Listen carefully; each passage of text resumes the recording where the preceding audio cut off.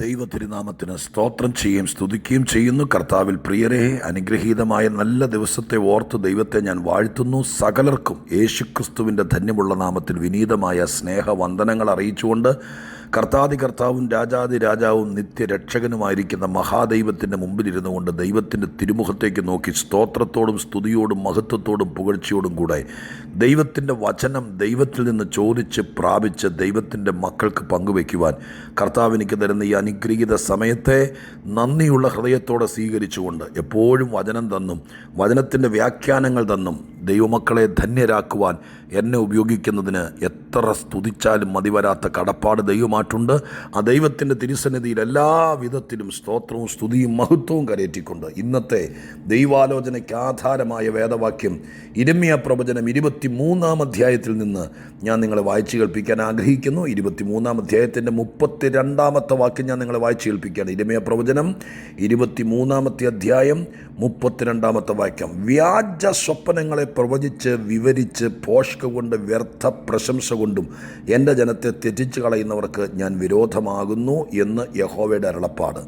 ഞാൻ അവരെ അയച്ചിട്ടില്ല, അവരോട് കൽപ്പിച്ചിട്ടില്ല. അടുത്ത വാക്കുകൾ: അവർ ഈ ജനത്തിന് ഒട്ടും പ്രയോജനമായിരിക്കുകയില്ല എന്ന് യഹോവയുടെ അരുളപ്പാട്. ആ വാക്കെടുത്ത് പറയുന്നു, അവർ ഈ ജനത്തിന് ഒട്ടും പ്രയോജനമായിരിക്കുകയില്ല എന്ന യഹോവയുടെ അരുളപ്പാട്. ഒട്ടും പ്രയോജനമില്ലാത്ത, അതിവിടെ ദൈവത്തിൻ്റെ ദാസന്മാരായി പ്രവാചകന്മാരായി ദൈവം അയക്കാതെ വ്യാജ പ്രവചനങ്ങളും വ്യാജ പ്രശംസകളുമായി ജനത്തിൻ്റെ ഇടയിൽ കിടന്നുകൊണ്ട് ഒരുതരം അഭിനയം നടത്തുന്ന ആളുകളെക്കുറിച്ച് ഇവിടെ വ്യക്തമായി പറയുന്ന വാക്യമാണ്. ദൈവം പറയുന്നത്, ഞാൻ അവരെ അയച്ചിട്ടില്ല, ഞാൻ അവരോട് കൽപ്പിച്ചിട്ടില്ല, ഞാൻ അവരുടെ വായിൽ ദൂത് കൊടുത്തിട്ടില്ല, ഞാൻ അവരോട് ചെയ്യാൻ പറഞ്ഞിട്ടില്ല, ഞാൻ അവരോട് പോകാൻ പറഞ്ഞിട്ടില്ല. അവർ വന്ന് നിങ്ങളെ ഇടയിൽ വന്നിട്ട് വ്യർത്ഥ വാക്കുകൾ പറയുകയാണ്, വ്യാജം പ്രവചിക്കുകയാണ്. അതുകൊണ്ട് അവിടെ എഴുതിയിരിക്കുന്ന വാക്ക് ഇതാണ്: അവർ ഈ ജനത്തിന് ഒട്ടും പ്രയോജനകരമായിരിക്കുകയില്ല. ഞാൻ ആ ഭാഗങ്ങളും പശ്ചാത്തലങ്ങളൊക്കെ വിട്ടിട്ട് ഈ വാചകം മാത്രം പുറത്തേക്കെടുക്കുകയാണ്. ആർക്കും പ്രയോജനമില്ലാതെ, ഒട്ടും പ്രയോജനമില്ലാതെ ഈ ഭൂമിയിൽ ജനിച്ച് മരിച്ചു പോകുന്ന ആളുകളുണ്ടോ എന്ന് ചോദിച്ചാൽ ഉണ്ട്. ശുശ്രൂഷകന്മാർ ആർക്കും, ശരിക്കും ഒരു മനുഷ്യൻ, ഒരു ദൈവദാസൻ, ഒരു ദൈവപൈതൽ, ഒരു പ്രാർത്ഥിക്കുന്ന മനുഷ്യൻ എന്നൊക്കെ നിലയ്ക്ക് നമ്മുടെ ഏറ്റവും വലിയ മനസ്സിൻ്റെ ആഗ്രഹം, ഞാൻ നിങ്ങളോട് പറയാൻ കേട്ടോ, നിങ്ങളൊരു വലിയ പ്രവാചകയോ പ്രവാചകനോ ആയിരിക്കുകയില്ല, അപ്പോസ്തലനോ ഇടയനൊന്നും ആയിരിക്കുകയില്ല. പക്ഷേ ദൈവത്തെ അറിഞ്ഞൊരു ദൈവത്തിൻ്റെ പൈതൽ എന്ന നിലയ്ക്ക്, കർത്താവിനെ സ്നേഹിക്കുന്ന ഒരാളെന്ന നിലയ്ക്ക്, ദൈവത്തിൻ്റെ ആത്മാവിനാൽ നയിക്കപ്പെടുകയും ദൈവവചനത്തെ ശ്രദ്ധിക്കുകയും നിത്യതയ്ക്ക് അവകാശിയായി സ്വർഗത്തിൽ പോകാൻ വേണ്ടി മനസ്സോടെ കാത്തിരിക്കുകയും ചെയ്യുന്നൊരു ദൈവത്തിൻ്റെ പൈതൽ എന്ന നിലയ്ക്ക് നമ്മുടെ മനസ്സിനകത്ത് എന്നും ഉണ്ടാകേണ്ട ഏറ്റവും വലിയൊരു ടാർഗറ്റ്, ലക്ഷ്യം ഇതായിരിക്കണം: ഞാൻ ചിലർക്ക് പ്രയോജനപ്പെടണം, ഞാൻ ചിലർക്ക് പ്രയോജനകരമായി തീരണം. ആ ഒരു ലക്ഷ്യം നമ്മുടെ മനസ്സിനകത്തുണ്ടാകണം. എനിക്കാര് പ്രയോജനമാകുമെന്നുള്ള ചിന്ത കൊണ്ട് മാത്രം ജീവിതം അവസാനിപ്പിക്കരുത്. ദൈവത്തിൻ്റെ തിരുഹിതം ഇതാണ്: ഞാൻ ആർക്ക് പ്രയോജനകരമായി തീരാം. ഒട്ടും പ്രയോജനമല്ലാതെ പോയ ഒരുപാട് ആളുകൾ നമുക്കുണ്ടായേക്കാം. നമുക്കെന്നല്ല, ആർക്കും ഈ ജന്മം കൊണ്ടൊരു പ്രയോജനമില്ലാതെ ആക്കിക്കളഞ്ഞ എത്രയോ ആളുകൾ ലോകത്തിൽ കണ്ടേക്കാം. എന്നെ കേൾക്കുന്ന പ്രിയപ്പെട്ടവരെ, നമ്മൾ ആദ്യം ഈ സന്ദേശത്തിൻ്റെ 1-ാമത്തെ ഭാഗം മനസ്സുകൊണ്ട് ആഗ്രഹിക്കണം. ദൈവത്തിൻ്റെ സന്നിധാനത്തിൽ പ്രാർത്ഥിക്കണം. എന്ത് പ്രാർത്ഥിക്കണം, എന്താഗ്രഹിക്കണം? കർത്താവിനോട് പറയണം: ദൈവമേ, ഞാൻ അനേകർക്ക് പ്രയോജനമാകണം, എൻ്റെ അമ്മയ്ക്ക് ഞാൻ പ്രയോജനമാകണം, എൻ്റെ അപ്പന് ഞാൻ പ്രയോജനമാകണം. എല്ലാ പ്രായക്കാരും എന്നെ കേൾക്കുന്നവർ, ഇന്നൊരു പക്ഷേ നിങ്ങൾ കഷ്ടത്തിലായിരിക്കാം, പ്രയാസത്തിലായിരിക്കാം, കാശ് കയ്യിലില്ലാതെ നിങ്ങൾ ഞരങ്ങുകയായിരിക്കാം, നിങ്ങളുടെ സാഹചര്യം മോശമായിരിക്കാം, നിങ്ങൾക്കാരെങ്കിലും പ്രയോജനപ്പെടുമോ എന്നോർത്ത് നിങ്ങൾ ഭാരപ്പെടുകയായിരിക്കാം. പക്ഷേ ഇതൊക്കെ സാഹചര്യം അതാണെങ്കിലും നിങ്ങൾ ദൈവത്തിൻ്റെ പൈതലെന്ന നിലയ്ക്ക് നിങ്ങൾ ദൈവത്തിൻ്റെ സന്നിധാനത്തിൽ ആഗ്രഹിച്ച് പ്രാർത്ഥിക്കണം: ദൈവമേ, ഞാനൊരു പ്രയോജനമായി മാറണം. ഇന്നല്ലെങ്കിൽ നാളെ ദൈവമായ കർത്താവിൻ്റെ മഹാദയ കൊണ്ട്, കരുണ കൊണ്ട്, മനസ്സലിവ് കൊണ്ട് സ്വർഗം അത് ചെയ്യുവാൻ ഇടയാക്കുമാറാകണമെന്ന് ദൈവത്തോട് പ്രാർത്ഥിക്കണം. പ്രയോജനപ്പെടാൻ ആഗ്രഹിക്കുന്ന എല്ലാവരെയും ദൈവത്തിൻ്റെ കയ്യിൽ ആർക്കെങ്കിലുമൊക്കെ വേണ്ടി പ്രയോജനപ്പെടുവാൻ ഉപകരിക്കുന്നവനാണല്ലോ മഹാദൈവം. ഈ വേദപുസ്തകത്തിൽ എത്രയോ പേരെ മറ്റുള്ളവർക്ക് വേണ്ടി പ്രയോജനപ്പെടുത്തിയിട്ടുണ്ട്. ഞാൻ ആളെണ്ണി പറയുന്നില്ല. ഇതിനകത്ത് നിന്ന് ദൈവത്തിൻ്റെ വചനം പഠിക്കുമ്പോൾ കാണാൻ കഴിയുന്നത് അനേകരെ പ്രയോജനപ്പെടുത്തുന്നൊരു ദൈവമുണ്ട്. നിങ്ങൾ ആഗ്രഹിച്ചാൽ ഇടയായിത്തീരും. ഒത്തിരി പേർക്ക് കൈത്താങ്ങലാകാൻ, സമാധാനമാകാൻ, സന്തോഷമാകാൻ, ഏറ്റവും ചുരുങ്ങിയത് നമ്മുടെ മാതാപിതാക്കളെയും നമ്മുടെ ജീവിത പങ്കാളിയും മക്കളെയും നമ്മുടെ പ്രിയപ്പെട്ടവർക്കെങ്കിലും നമ്മൾ പ്രയോജനപ്പെടാൻ ഇടയായി തീരണമെന്നുള്ള കാര്യം വളരെ വ്യക്തമാണ്, സ്പഷ്ടമാണ്. അത് മനസ്സിലാക്കുന്നത് നല്ലതുമാണ്. എന്നാൽ സൂക്ഷിക്കേണ്ട ഒരു കാര്യം ഞാൻ നിങ്ങളെ ഓർപ്പിച്ച് പ്രാർത്ഥനയിലേക്ക് കടക്കാം. അതിവിടെ എഴുതിയിരിക്കുന്നത് ഇങ്ങനെയാണ്: ചില ആളുകളുണ്ട് ആർക്കും പ്രയോജനമില്ലാതെ, ഒട്ടും പ്രയോജനം ആയിരിക്കാതെ പോയ ആളുകൾ.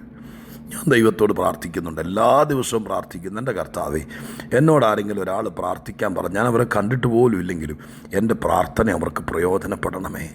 എൻ്റെ ദൈവമേ, ഞാൻ എത്രയോ വീടുകളിൽ ദൈവം അനുവദിച്ചാൽ പോയിട്ടുള്ള ആളാണ്. ഇന്നും അങ്ങനെ അവസരങ്ങൾ ലഭിക്കുമ്പോഴൊക്കെ എൻ്റെ കാലുകുത്തി പ്രാർത്ഥിക്കാൻ അവസരം കിട്ടിയാൽ ചെല്ലുകയും പ്രാർത്ഥിക്കുകയും ചെയ്യുന്ന ആളാണ്. ഞാൻ ദൈവത്തോട് പ്രാർത്ഥിക്കാറുണ്ട്, കർത്താവേ, ഞാനൊരു വീട്ടിൽ ചെന്നാൽ എനിക്കെന്ത് പ്രയോജനം കിട്ടുമെന്നല്ല, ഞാൻ അവർക്കൊരു പ്രയോജനമാകണമേ. ധന്യനായ പൗലോസ് അപ്പോസ്തലൻ തെസ്സലോനിക്കർക്ക് ലേഖനം എഴുതുമ്പോൾ ഇങ്ങനെ എഴുതി, 2-ാം അധ്യായത്തിൻ്റെ ആരംഭ വാക്യത്തിലാണ് എൻ്റെ ഓർമ്മ. ആ വാക്യം ഇങ്ങനെ എഴുതിയിരിക്കുന്നത്: ഞങ്ങൾ നിങ്ങളുടെ അടുക്കൽ വന്നത് വൃഥാവായില്ല. ഒരു വീട്ടിൽ ചെന്നാൽ, ഒരു ദൈവ പൈതൽ ഒരു സ്ഥലത്ത് ചെന്നാൽ, ഒരു സ്ഥാപനത്തിൽ ചെന്നാൽ അത് വൃഥാവായി പോകരുത്, പ്രയോജനമില്ലാതെയായി പോകരുത്. ഒരു സ്ഥാപനത്തിൽ ജോലിക്ക് പോയാൽ നിനക്കും അവർക്കും നമുക്കെന്ത് പ്രയോജനം എന്നുള്ളത് നമ്മൾ നിശ്ചയമായിട്ടും ചിന്തിച്ചിട്ടൊക്കെ പോകത്തുള്ളൂ. പക്ഷേ നമ്മൾ ദൈവ പൈതലായിരിക്കുക, ലോകക്കാരെ പോലെ ചിന്തിക്കാതെ തിരിച്ചൊന്ന് ചിന്തിക്കാമോ? ശമ്പളം തരുന്ന സ്ഥാപനത്തിന് നീ ശരിക്കും പ്രയോജനപ്പെടണം. അങ്ങനെ തന്നെ പ്രാർത്ഥിക്കണം. അപ്പോൾ വരുമാനവും വഴിയൊക്കെ ദൈവമായിട്ട് ഒരുക്കിക്കൊള്ളുന്നേ. അതിൻ്റെ അധികാരികൾക്ക് നന്മ വന്നു കഴിഞ്ഞാൽ അതിൻ്റെ ബെനിഫിറ്റ് നമുക്കോടെ വന്നോളൂന്നേ. നമ്മളവിടെ ചെന്നിട്ട് അവൻ ചത്താലും വേണ്ടില്ല, അവൻ്റെ കാര്യങ്ങൾ മുടിഞ്ഞാലും വേണ്ടില്ല, എനിക്ക് പ്രയോജനപ്പെടണമെന്ന നിലവാരത്തിൽ നമ്മളൊരു വൺ വേ ട്രാഫിക് പോലെ ചിന്തിക്കുമ്പോൾ അപകടങ്ങളും അനർത്ഥങ്ങളും നഷ്ടങ്ങളും സംഭവിക്കാം. നമ്മളൊരു പക്ഷേ ആർക്കും വേണ്ടാത്തവരായി മാറിയേക്കാം. ഒരു സ്ഥാപനത്തിൽ ജോലി ചെയ്യുന്നയാളാണ് നിങ്ങളെങ്കിൽ നിങ്ങൾ ദൈവസന്നിധാനത്തിൽ ഈ വാക്യം വെച്ച് പ്രാർത്ഥിക്കണം: ദൈവമേ, എനിക്ക് പഠിക്കാൻ കൃപ തന്നു, ബുദ്ധി തന്നു, ജ്ഞാനം തന്നു. അഭ്യസ്ത വിദ്യരായിരിക്കുന്ന ഒരുപാട് പേരെന്നെ കേൾക്കുന്നുണ്ട്. ഡോക്ടേഴ്സ്, എൻജിനീയേഴ്സ്, അതിനേക്കാൾ വലിയവർ, സമൂഹത്തിന് പ്രയോജനമുള്ളവർ. നിങ്ങൾക്ക് വിദ്യാഭ്യാസം തന്ന ദൈവം, നിങ്ങൾക്ക് ജ്ഞാനം തന്ന ദൈവം, നിങ്ങളുടെ കൂടെ പഠിച്ച പലരും 10 വെച്ച് പഠനം നിർത്തിയപ്പോൾ 12 പോകാൻ പറ്റാതിരുന്നപ്പോൾ പഠനത്തിൽ കുഴഞ്ഞതുകൊണ്ട് ഇന്നും ആരുടെയോ ദാസ്യവേല ചെയ്യുമ്പോൾ നിങ്ങളെ കർത്താവ് അനുഗ്രഹിച്ച് ഉയർത്തി സ്വർഗസ്ഥനായ ദൈവത്തിൻ്റെ ജ്ഞാനം നിങ്ങളിൽ പകർന്ന് നിങ്ങളുടെ കുഞ്ഞുങ്ങൾക്ക് 99% മാർക്കൊക്കെ തന്ന് വിജയിച്ച് കൊണ്ടുവരുമ്പോൾ ആ കുഞ്ഞിനെ അത് കേൾപ്പിക്കണം. തീരുമാനിക്കണം. എന്ത് തീരുമാനിക്കണം? എന്നെ ഇത്രത്തോളം അനുഗ്രഹിച്ച് ഉയർത്തി എൻ്റെ ദൈവമേ, ഞാൻ എവിടെ ചെന്നാലും ഞാൻ പ്രയോജനപ്പെടണം, മറ്റുള്ളവർക്ക് പ്രയോജനപ്പെടണം. മറ്റുള്ളവർക്ക് പ്രയോജനപ്പെടുമ്പോൾ നമുക്ക് വഴിയും വരുമാനവും തുറക്കപ്പെടുമെന്ന് മാത്രമല്ല, നമ്മുടെ ഡിമാൻഡ് വർദ്ധിക്കും. നാം ദൈവത്തിൻ്റെ മക്കളാണെന്ന് പറയും. മറ്റുള്ളവർക്ക് പ്രയോജനപ്പെടാൻ തുടങ്ങിയാൽ നമ്മുടെ സുവിശേഷം പോലും വ്യാപനം ചെയ്യാൻ നമ്മളിലൂടെ ഇടയായിത്തീരും. ആർക്കും പ്രയോജനമില്ലാത്തവൻ സുവിശേഷം പറഞ്ഞിട്ട് ആര് സ്വീകരിക്കാൻ? ആർക്കും പ്രയോജനമില്ലാത്തവന് പ്രാർത്ഥിക്കാൻ വേണ്ടി ബൈബിളും കൊണ്ട് നടന്നിട്ട് ആര് സ്വീകരിക്കാൻ? അപ്പോൾ ഓർത്തോളണം, നമ്മളുടെ നടപ്പും കെട്ടും മട്ടും പ്രാർത്ഥിക്കാനുള്ള വരവും ബൈബിളും കക്ഷത്തിൽ വെച്ചുള്ള നടപ്പും കണ്ടു കഴിഞ്ഞാൽ ആളുകൾക്ക് തോന്നുക നിനക്ക് മറ്റുള്ളവർ പ്രയോജനപ്പെടണം, നീ വന്നത് നിൻ്റെ പ്രയോജനത്തിനാണെന്ന് തോന്നരുത്. നിൻ്റെ കണ്ണിലേക്ക് നോക്കിയാൽ, മുഖത്തേക്ക് നോക്കിയാൽ തോന്നണം നാം മറ്റുള്ളവർക്ക് പ്രയോജനപ്പെടണം. എൻ്റെ പ്രിയപ്പെട്ടവരെ, ഒരു വാക്കോടെ പറഞ്ഞ് ഞാൻ പ്രാർത്ഥിച്ച അവസാന ഭാഗത്തേക്ക് വരാം. ഒരുപാട് പേർ ജീവിതത്തിലേക്ക് വന്നിട്ട് യാതൊരു പ്രയോജനമില്ലാതെ പോയവർ കണ്ടേക്കാം. ഞാൻ കുറച്ചുകൂടെ എന്നും പറയുന്ന പോലെ പറയട്ടെ, മക്കൾ ജനിച്ചിട്ട് ഒരു പ്രയോജനപ്പെടാതെ പോയ ചിലർ കരഞ്ഞും ദുഃഖിച്ചിരിക്കുന്നവർ കണ്ടേക്കാം.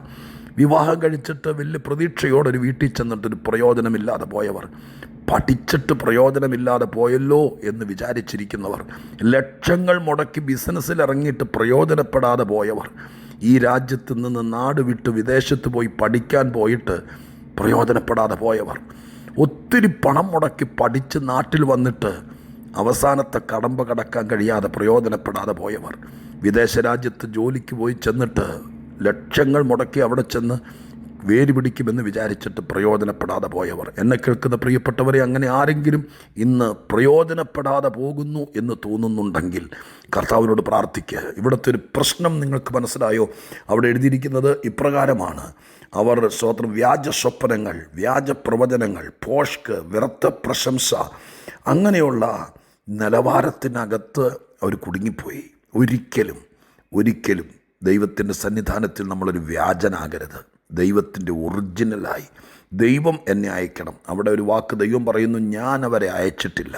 അങ്ങനെയാണെങ്കിൽ ഇതുവരെ പ്രയോജനപ്പെടാത്ത നിങ്ങൾ ദൈവത്തോടൊരു വാക്ക് പ്രാർത്ഥിക്കും: ദൈവമേ, എന്നെ എവിടേക്കെങ്കിലും ഒന്ന് അയക്കുക പ്രയോജനപ്പെടാൻ. ഞാൻ ഈ കുളത്തിലെ തവളയെപ്പോലെ ഇവിടെ കിടക്കാൻ തുടങ്ങിയിട്ട് കുറേ കാലമായി. എൻ്റെ കുഞ്ഞുതേ മുറിക്കകത്തിരിക്കുന്നു, ഒരു പ്രയോജനം ഇല്ലെന്നും പറഞ്ഞവൻ നിരാശപ്പെടുന്നു. എൻ്റെ ദൈവം അവനെ ഒന്ന് അയക്കുക. ആ വാക്കൊന്ന് നിങ്ങൾ കണ്ണ് തുറന്ന് വായിക്കുക. ആ വാക്യം 32-ാമത്തെ വാക്യം, ഞാൻ അവരെ അയച്ചിട്ടില്ല. ദൈവം അയക്കാതെ എവിടേക്ക് പോയാലും പ്രയോജനപ്പെടില്ല. ദൈവം അയക്കാതെ എവിടെ ലക്ഷങ്ങൾ മുടക്കിയാലും പ്രയോജനപ്പെടില്ല. മറുഭാഗം ദൈവം അയച്ചാൽ അവരെല്ലാം പ്രയോജനപ്പെടും. ഞാൻ നിങ്ങളെ ആശംസിക്കുക. ഞാൻ പറഞ്ഞത് നിങ്ങൾ ഗ്രഹിച്ചോ, പറഞ്ഞത് നിങ്ങൾക്ക് ഒത്തോ എന്നൊന്നും എനിക്കറിയില്ല.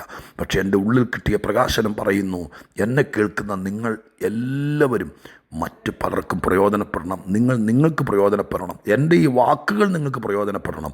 എൻ്റെ പ്രാർത്ഥനയിൽ എപ്പോഴുമുണ്ട്. വീണ്ടും നിങ്ങളെ ഓർപ്പിക്കുന്നു, പ്രയോജനപ്പെടാതെ പോകരുത്. ഒരു ആയുസ് കിട്ടിയിട്ട് അതിന് ദൈവത്തോട് പറ, അങ്ങയച്ചിട്ട് ചെല്ലേണ്ടിടത്ത് ചെല്ലുവാൻ എന്നെ അയക്കണം. യോസേപ്പിനെ കൊണ്ടുപോയത് കച്ചവടക്കാരാണെങ്കിലും ചെന്നിടത്ത് പ്രയോജനപ്പെട്ടല്ലോ. ഒരാൾക്കല്ല, രണ്ടാൾക്കല്ല, മൂന്നാൾക്കല്ല, നാലാൾക്കല്ല, എത്ര പേർക്ക് അദ്ദേഹം പ്രയോജനപ്പെട്ടത്. അടിമയായിരുന്നു, ജയിൽ പുള്ളിയായിരുന്നു, പക്ഷെ പ്രയോജനപ്പെട്ടല്ലോ. നമുക്ക് ദൈവത്തോട് പ്രാർത്ഥിക്കാം. സാഹചര്യങ്ങൾക്കപ്പുറം ജയിലിൽ കിടക്കുമ്പോഴും മറ്റുള്ളവർക്ക് പ്രയോജനപ്പെടുന്നവരായി മാറിയ പലരെയും ഈ പുസ്തകത്തിൽ കണ്ടിട്ടില്ലേ? നമുക്കതുപോലെ ആകാം. നമ്മളോട് പലരും ദ്രോഹം ചെയ്തു, നമുക്ക് പ്രതീക്ഷിച്ച പലരും പ്രയോജനപ്പെട്ടില്ല. പക്ഷേ നമ്മൾ ആ കടം തീർക്കുന്നത് നമ്മൾ പലർക്കും പ്രയോജനപ്പെട്ടുകൊണ്ടായിരിക്കണം. നമുക്ക് ദൈവത്തോട് പ്രാർത്ഥിക്കാം. പരിശുദ്ധ ദൈവമേ, ഞങ്ങളുടെ സ്വർഗീയ പിതാവേ, ഞങ്ങൾ ദൈവത്തിന്, ദൈവസഭയ്ക്ക്, ഞങ്ങളുടെ കുടുംബത്തിന്, ഞങ്ങളെ കേൾക്കുന്നവർക്ക്, ഞങ്ങൾ ജോലി ചെയ്യുന്ന സ്ഥാപനത്തിന്, ഞങ്ങളുടെ മക്കൾക്ക് എല്ലാവർക്കും പ്രയോജനപ്പെടത്തക്ക രീതിയിൽ ഞങ്ങളെ ഒന്ന് ഒരുക്കണേ, ഞങ്ങളെ ഒന്ന് അയക്കണേ അപ്പാ.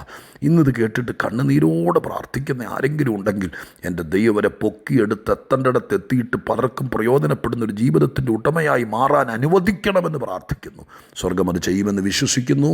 യേശുവിൻ നാമത്തിൽ അപേക്ഷിക്കുന്നു. കേൾക്കണമേ സ്വർഗീയ പിതാവേ. ആമേൻ.